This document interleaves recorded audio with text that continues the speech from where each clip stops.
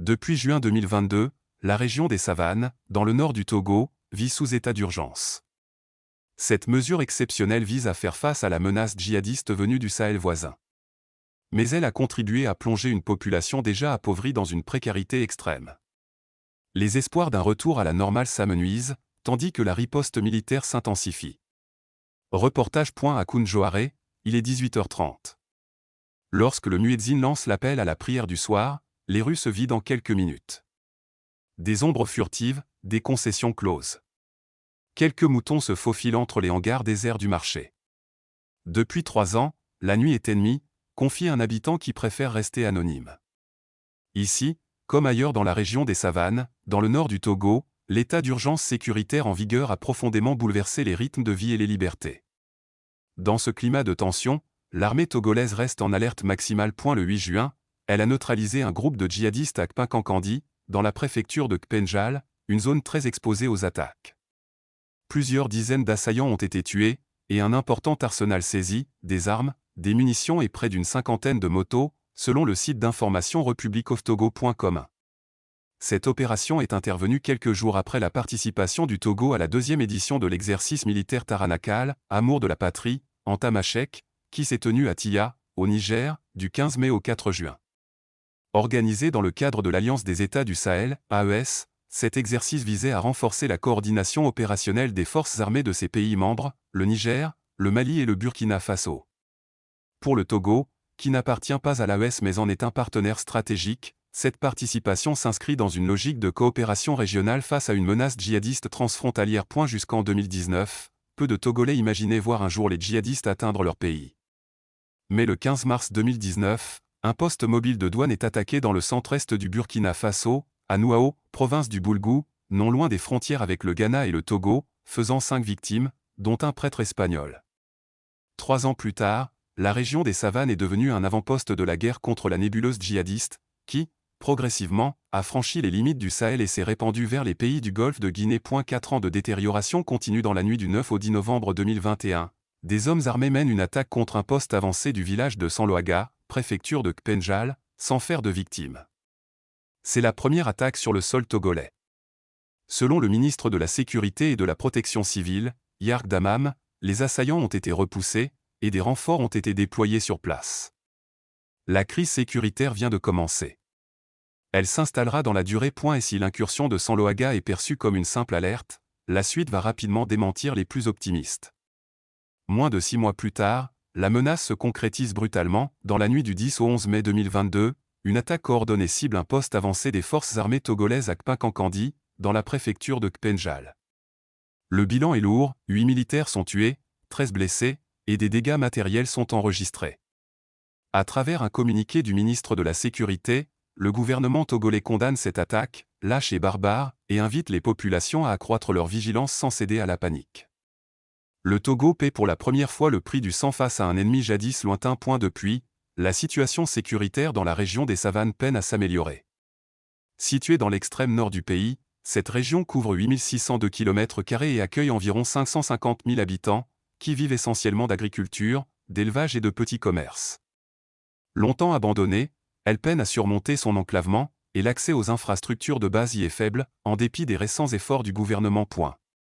Une expansion délibérée et stratégique, selon un rapport de la Fondation Konrad Adenauer publié en mars 20252, les incidents armés se sont multipliés à un rythme soutenu dans les 4 préfectures de Kpenjal, Kpenjal-Ouest, Tone et Oti. Depuis la fin 2023, les groupes armés ne se contentent plus de frapper les localités situées sur la frontière directe avec le Burkina Faso. Ils se projettent désormais en profondeur dans le territoire togolais, en visant des cantons situés plus au sud. Des attaques ont été également enregistrées dans les préfectures de Loti et Loti Sud, écrivent les auteurs du rapport. Fin novembre 2023, le gouvernement déclarait avoir enregistré 21 attaques depuis le début de la crise avec un bilan de 31 morts, 29 blessés et 3 disparus. Les informations recueillies par l'organisation indépendante Armed Conflict Location Event Data, ACLED, et relayées par le quotidien français Le Monde du 20 juillet 2023, répertorient 14 attaques pour les 6 premiers mois de cette même année, avec un total de 66 personnes tuées. Les violences ciblent à la fois les positions militaires et les villages civils, et sont souvent accompagnées de l'utilisation d'engins explosifs improvisés pour retarder ou compliquer l'intervention de l'armée. Le rapport de la Fondation Konrad Adenauer souligne que, depuis l'an dernier, la zone d'action des groupes terroristes s'est élargie. La progression des opérations du JNIM, Jama Nura al-Islam wal Muslim, en français groupe de soutien à l'islam et aux musulmans, GSIM, qui avait revendiqué l'attaque de Kpinkankandi en mai 2022 constitue, selon Akled, une expansion délibérée et stratégique plutôt qu'un simple débordement.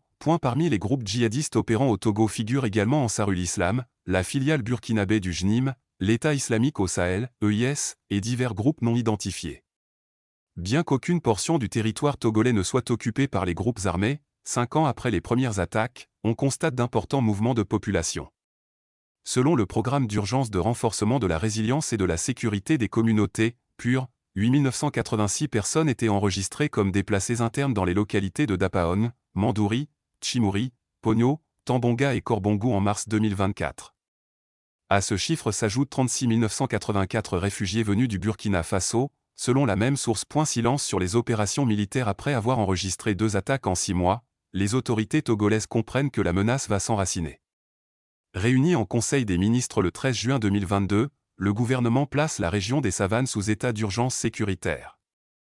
Pour l'exécutif, il s'agit de créer un environnement et les conditions propices aux mesures administratives et opérationnelles nécessaires à la bonne conduite des opérations militaires, au maintien de l'ordre et de la sécurité dans cette région. Cette mesure exceptionnelle, censée donner plus de marge de manœuvre à l'armée pour riposter, contenir les infiltrations et protéger les populations, va bouleverser durablement la vie quotidienne des habitants. Couvre-feu nocturne, interdiction de se rassembler, multiplication des checkpoints et renforcement des patrouilles réorganisent la vie sociale. Malgré un déploiement militaire massif, à travers l'installation de plusieurs nouveaux postes militaires, le creusement d'une tranchée le long de la frontière avec le Burkina Faso et les restrictions imposées par l'état d'urgence, les groupes armés ne plient pas. Ils semblent plutôt adapter leurs modes opératoires, contournant les obstacles pour frapper plus durement et plus en profondeur. Dans la nuit du 15 au 16 juillet 2022, plusieurs villages de la préfecture de Kpenjal, Blamonga, Lidoli, Sankortchagou, Pambol, Tiwoli, sont la cible d'attaques coordonnées d'une violence inouïe. Cette fois-ci, les victimes ciblées sont des civils soupçonnés, selon certains de leurs proches, d'être mêlés à une affaire de bœufs arrachés à des éleveurs transhumants par les militaires de l'opération Kunjoare. On dénombre une vingtaine de morts, égorgés. Le chef de l'État, Faure Gnassingbé, se rend au chevet des familles endeuillées. Face à la brutalité de l'événement, le gouvernement opte pour le silence. Aucune communication officielle ne sera plus faite désormais sur les opérations sécuritaires en cours. Pourtant, les attaques se multiplient de jour comme de nuit, embuscades, engins explosifs improvisés, EI, enlèvement de civils, vol de bétail. D'abord circonscrite à quelques localités de la préfecture de Kpenjal, la crise sécuritaire s'étend progressivement pour atteindre les préfectures de Kpenjal Ouest, Tone, Oti et Oti Sud. Le front de la menace gagne l'ensemble de la région des Savanes avec, pour corollaire, le déplacement massif des populations vers des zones plus sécurisées. Cette année, c'est vraiment la pire. À Kunjoare, chef-lieu du canton du même nom, commune de Kpenjal 1, le grand marché de bétail est fermé à cause de l'insécurité. Le plus important canton de la commune, qui tire l'essentiel de son dynamisme de l'agriculture et de l'élevage, s'asphyxie. Avec l'intensification des attaques en 2022, la plupart des habitants des villages voisins originaires des préfectures de Tone et de Saint-Cassé ont préféré regagner leur village d'origine. On compte plus de 2800 déplacés, selon des sources officielles. Il est un peu plus de midi. Sous un hangar de fortune en tôle ondulée, au cœur du marché, un petit groupe discute autour d'une revendeuse de tchapalo, la bière locale. Tout autour, le marché peine à s'animer. Étal clairsemé, visage fermé, tout raconte une économie à bout de souffle. Sous le hangar, les discussions tournent autour de la saison des pluies qui s'annonce. Les femmes s'inquiètent du prix élevé des intrants agricoles, engrais, semés.